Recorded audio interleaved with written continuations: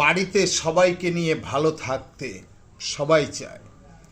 তা বাড়ির যদি বাস্তু, বাড়ির কিছু কাজকর্ম যদি খারাপ থেকে থাকে, তাহলে আপনার তো খারাপটা আসবেই। তা সেই খারাপটা যাতে না আসে, এই কটা জিনিস মেনে চলুন। আপনার কি মানতে হবে?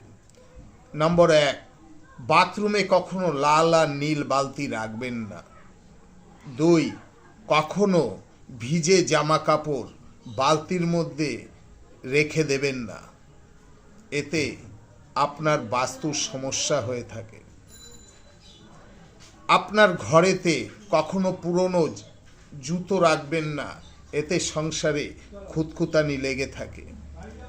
বাড়ির বাথরুমে একটি বাটিতে করে কিছুটা নুন রেখে দিন, তাতে আপনার বাস্তুর সমস্যা থেকে আপনি মুক্তি পাবেন। আপনার ঘরে কখনো